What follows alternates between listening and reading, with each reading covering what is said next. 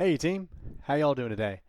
So today, what I want to actually talk about is how you can use Hyros to not only like save money based on the reports that you see inside Hyros, but then also scale as well as even start to synchronize leads just based off of like let's say the top performing ad sets that you have over a given amount of time, right? Um, Usually, you'll want to start to implement this strategy after about at least, I would say, 2 to 3 weeks worth of data inside your Hyros account. So after you've set everything up and you have about 2 to 3 weeks worth of data, then you can start to implement this strategy right here.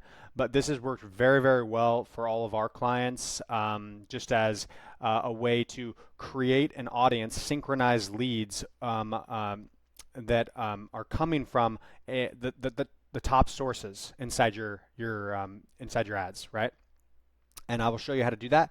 Um, but you can use this type of audience for like let's say retargeting, okay, or even a lookalike audience for like future campaigns and ad sets that you make, right? So first thing that we want to do is we want to come into the reports area right here, okay?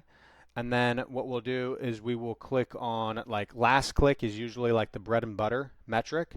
And then we'll just basically set a custom date range. You can do like the last 3 weeks. So I'll just do like from here to here as an example. Okay. And then what we'll want to do once this is generated is we will want to look at meta. I always recommend the tabs view. This is just a really good way of like just going down the line of what's performing the best. And then like the columns that I would recommend that you look at are the leads column right here. So hold on, let me just type in leads. Yep, so it should be there. Hold on one sec. Okay, cool. So we got leads. All these fields inside this columns area are dynamic, so you can just drag it to the top, just put leads right there, okay? And you could do this for calls. You could do this for sales. I would recommend that you do it for potentially like leads as well as calls, okay? So which ad sets are generating the most amount of leads and the most amount of calls, right? Okay, so once you have those two columns showing just like this, okay? What we'll do is we will click on Facebook just like that on the nested view, and then we'll go to the campaigns area. Okay. Now, what you can do here is you can basically kind of like just click the leads column right there, and you can basically filter from like top to bottom. So like let's just say these two campaigns right here are generating the most amount of leads in a 3-week time frame. Okay. And again, you could do this for leads. You could do it for calls. I recommend that you do it for leads just because that will give you the best type of like lookalike or retargeting audience. Because like let's say you have a lead that opted in, right, but did not book a call, and you synchronize leads from the top performing ad sets right here. Well, then you can actually use that for retargeting. Okay, so we have like these two ad sets right here. Okay.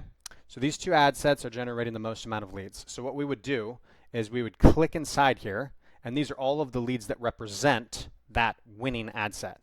And this is the tag that represents that winning ad set right there. Okay? So we could do this for multiple. So we just copy the tag.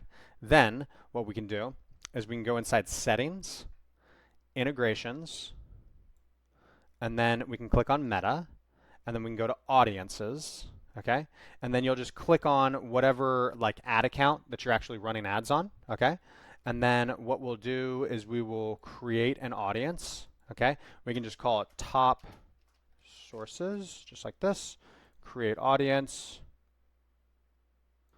And sometimes you might get this little notification right there, and that just basically means that you haven't accepted the terms and conditions. So I'll just do top sources again so you guys can see. So this right here, you'll just want to copy this URL and then paste it inside of a separate window, just like that.